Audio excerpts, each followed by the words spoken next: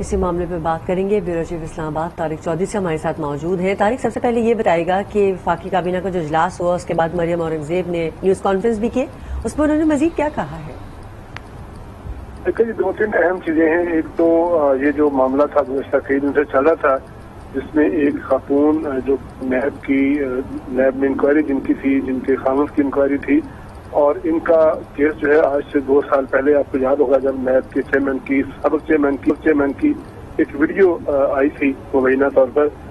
اس کے بعد سے یہ معاملہ ٹھپ ہو گیا، لیکن گزشتہ چند روز سے یہ معاملہ ایک مرتبہ پھر جو ہے بڑا لائم لائٹ میں ہے، جس میں اس خاتون نے یہ الزام لگائے کہ ان کی ویڈیو جو تھی انہوں نے جو پرائم منسٹر پورٹل تھا اس پر جب اپلوڈ کی تو اس کے بعد فارمر پرائم منسٹر نے ان کو بلایا اور اس کے بعد بجائے اس بات کے کہ ان کے الزامات کی تحقیقات ہوتی ہیں، ان کو انصاف ملتا ہے، ان کو مبینہ طور پر پی ایم ہاؤس میں یرغمال رکھا گیا، ان کو اب سے بھیجا میں رکھا گیا، اور اس کے بعد ان کی ویڈیو سے بقول ان کے فائدہ اٹھا کر نیب کے چیئرمین پر دباؤ ڈالا گیا اور جو پی ٹی آئی کے ہم لوگ ان کے کیس ختم کر دیے گئے.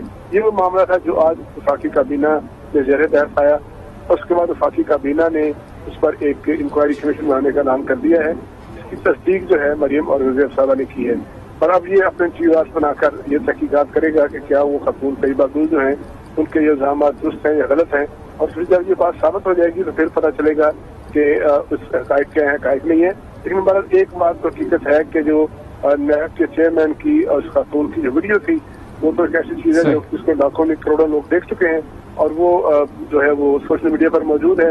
اس کے بعد یہ تحقیقات کس رخ سے ہوگی کس رخ سے نہیں ہوگی یہ تو آنے والے دنوں میں پتہ چلے گا. دوسرا ایک اہم معاملہ تھا، گزشتہ روز سپریم کورٹ نے تفصیلی فیصلہ جاری کیا اس نوٹس کا، جب former deputy speaker Qasim Suri صاحب نے عدم اعتماد کی تحریک کو ختم کرنے کے لیے اپنی رولنگ دی اور اس کے نتیجے میں بڑی ڈیولپمنٹس ہوئی. تو آج وفاقی کابینہ نے اپنے اجلاس میں جو سپریم کورٹ کا فیصلہ ہے جس میں بڑے واضح طور پر کہا گیا ہے کہ وہ اقدام غیر آئینی تھا ڈپٹی اسپیکر صاحب کا، اور اس پہ جو پی ٹی آئی کا بیانیہ تھا اس کو بھی انہوں نے اس میں فیصلے میں واضح طور پر اشارے ہیں. ٹھیک ہے طارق، اس متعلق آپ سے مزید بھی بات کریں گے. ہمارے ساتھ ہی موجود رہیے. بیورو چیف اسلام آباد ہمارے ساتھ موجود تھے، اور اس کے علاوہ ہمارے ساتھ اس وقت موجود ہیں ہمارے سینئر اینکر ہیں شوکت پراچا. ان سے بھی بات کرتے ہیں. شوکت، یہ جس طرح سے آج انکوائری کمیشن کا اعلان کیا گیا ہے، کس طرح سے آپ دیکھ رہے ہیں اس کو؟ یہ بتائیے گا کہ کیا اس کی غیر جانبداری پہ بھی سوالات اٹھائے جائیں گے؟ کیونکہ حکومت اس میں براہ راست فریق نظر آتی ہے، اور اس کا پوری جو بھی صورتحال پیدا ہوتی ہے پولیٹیکلی تو حکومت کو ہی اس کا فائدہ جائے گا. یہ آپ نے درست کہا کہ پولیٹیکلی فائدہ بظاہر ان کو جائے گا، لیکن متاثرہ فریق بھی تو وہی ہیں، کیونکہ جب یہ حکومت یہ اپوزیشن میں تھے اور ان کے خلاف کیسز چلائے جا رہے تھے، اور صبح شام جو نوٹس بھی ہوتا تھا یا کوئی انکوائری کا حکم بھی ہوتا تھا تو اس کے بعد میڈیا ٹرائل شروع ہو جاتا تھا اور ہفتوں جاری رہتا تھا. تو اس لیے یہ متاثرہ فریق بھی یہی ہیں. دوسری اہم چیز یہ ہے اسی حوالے سے، طیبہ گل کے حوالے سے، کہ جیسے یہ ویڈیو آئی تھی اور یہ خبریں آئی تھیں، اس کے بعد آج کی حکومت والے جتنے بھی ہیں، جتنے کے خلاف کیسز بنے تھے، ان کے خلاف کارروائیاں بھی تیز ہوتی گئیں. اور ہم یہ بھی سنتے رہے کہ اس ویڈیو کی وجہ سے سابق چیئرمین نیب بلیک میل ہو رہے ہیں. وہ کچھ کرنا نہیں چاہتے لیکن پھر بھی ان کو کرنا پڑتا ہے. اور آپ کو یاد ہے خود جسٹس جاوید اقبال صاحب نے ایک بار کہا تھا کہ جی اگر میں یعنی آج جو اپوزیشن ہے، اس وقت کی جو حکومت تھی پی ٹی آئی کی، اگر میں ان کے خلاف مواد دے دوں تو پھر پتہ نہیں کیا ہو جائے گا. تو خود اپنے منہ سے وہ کہا کرتے تھے کہ ان کے خلاف میٹیریل ہے لیکن کوئی ایکشن نہ ہوا، کوئی گرفتاری نہ ہوئی. مثلا ندیم بابر بھاگ گیا، ڈاکٹر ظفر مرزا بھاگ گیا، ایک کوئی خاتون آئی تھی سنگاپور سے وہ واپس چلی گئیں، اور سب پہ کرپشن کے الزامات لگے لیکن ان کے خلاف کوئی کارروائی نہیں. میں آپ کو قطع کلامی کی معافی، وہ کہتے رہے ہیں کہ میں فیس نہیں کیس دیکھتا ہوں.